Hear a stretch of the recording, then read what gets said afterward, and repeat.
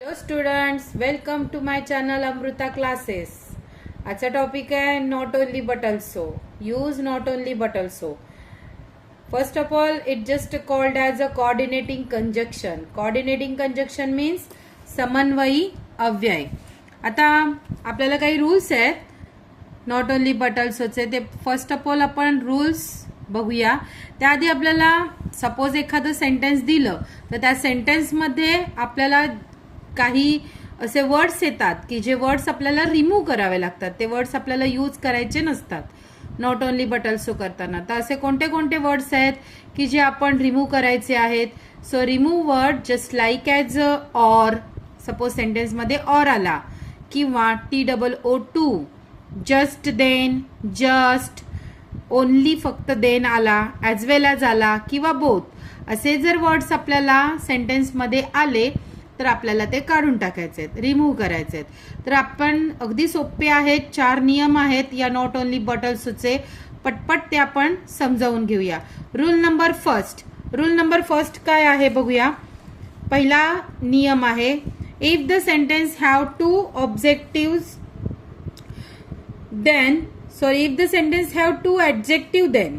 Adjective means विशेषण. आपल्याला जर सेंटेन्समध्ये 2 भिन्न अशी विशेषणं आली तर आपण हे सेंटेन्स कसं सोडवायचं. त्याच्यासाठी मी एक वाक्य घातलेलं आहे, it is delicious and yummy cake.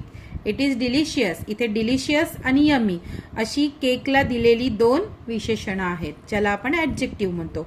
So या 2 ॲडजेक्टिव्ह जर वाक्यामध्ये असेल तर नॉट ओनलीचा पहिला नियम काय आहे, वाक्यात तर तुम्हाला अँड येणार किंवा ॲज वेल एज येऊ शकतं. अँड किंवा ॲज वेल एज जिथे असेल तिथे आपल्याला बट ऑल्सो वापरायचं आहे. लक्षात येते, अँडच्या जागी आपल्याला बट ऑल्सो वापरायचं आहे.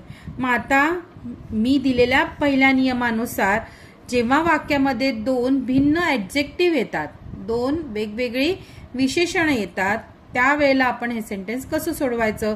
पहिला जो ॲडजेक्टिव्ह आहे त्याच्या आधी नॉट ओनली आणि अँडच्या जागी बट ऑल्सो. सो वाक्य कसं बनलंय बघा. It is a not only delicious but also yummy cake. It is not only delicious but also yummy cake. आले लक्षात.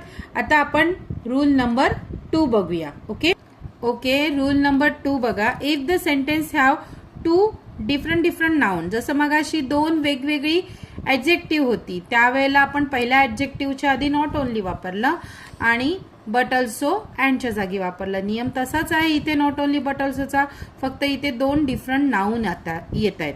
आता 2 नाऊन कोणते, तर इथे एक सेंटेन्स आहे, पॉवर अँड फोर्स. ही 2 डिफरंट नाऊन आहेत, नाम आहेत. Are the typical of the Tandava. Power and force are the typical of the Tandava. या ठिकाणी पहिला जो आपल्याला नाऊन दिलेला आहे, नाऊन, त्या ठिकाणी आपल्याला त्याआधी नॉट ओनली वापरायचं आहे आणि बट ऑल्सो हा अँडच्या जागी वापरायचा आहे. सोपा नियम आहे. Not only power but also force are the typical of the Tandava. Okay, so हा झाला रूल नंबर 2. आता रूल नंबर 3 समजून घेऊया. ओके, रूल नंबर 3, काही अशी वाक्य असतात की ज्याच्यामध्ये फक्त एकच सब्जेक्ट असतो परंतु 2 डिफरंट वर्ब असतात. Wien the sentences have only one of the subject but the two different verb. So ते वाक्य आपण कसं सोडवायचंय. फक्त एकच सब्जेक्ट येतोय. सब्जेक्ट म्हणजे आपण जो प्रोनाउन यूज करतो, सर्वनाम ज्याला आपण म्हणतो तो सब्जेक्ट.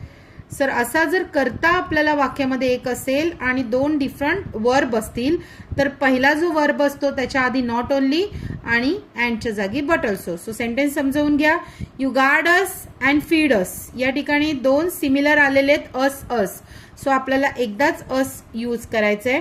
गार्ड आणि फीड हे 2 डिफरंट काय आहेत, वाक्यामध्ये आलेले वर्ब आहेत.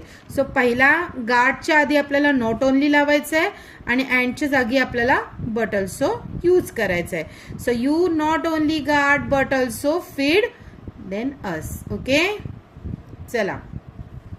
Rule number 4, when the sentences have 2 different subject. जेव्हा आपल्याला वाक्यामध्ये 2 भिन्न असे कर्ते येतात, कर्ता म्हणजे 2 भिन्न कर्ता ज्याला आपण सब्जेक्ट म्हणतो.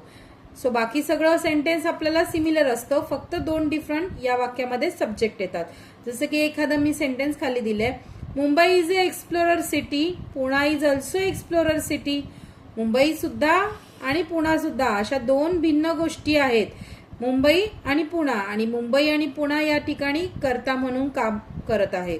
सो सब्जेक्ट म्हणून काम करतोय. तर आपण काय करायचंय, पहिला जो आहे या ठिकाणी सब्जेक्ट, त्याच्या आधी not only. So not only Mumbai आणि अँडच्या जागी बट ऑल्सो. या वाक्यामध्ये कुठेच अँड नाहीये. मग तुम्ही म्हणाल बट ऑल्सो मॅम कुठे वापरायचं, तर आपल्याला पहिला सब्जेक्ट झाल्यानंतर बट ऑल्सो यूज करून त्यापुढे दुसरा सब्जेक्ट लिहायचा आहे. आणि वाक्यामधला जो सिमिलर पार्ट आहे म्हणजे इज एक्सप्लोरर सिटी, तो सिमिलर पार्ट लिहायचा. सो या वाक्यामध्ये जो अल्सो आलेला आहे, मी मगाशी दिले आहेत तुम्हाला नियम, त्यामध्ये रिमूव्ह द वर्ड्स आहेत. सो ते रिमूव्ह वर्ड्स मध्ये अल्सो सुद्धा दिलेलं आहे. सो अशा पद्धतीने आपल्याला हे सेंटेन्स सॉल्व्ह करायचं आहे. ओके, कळला असेल तुम्हाला not only but also. So माझ्या चॅनलला लाईक करा, माझा हा व्हिडिओ सगळ्यांना शेअर करा, सबस्क्राईब करा. आणि तुम्हाला काही अजून जर टेक्स्च्युअल ग्रामर समजून घ्यायचे असतील रूल्स वाईज, तर मला कमेंटमध्ये नक्की सांगा.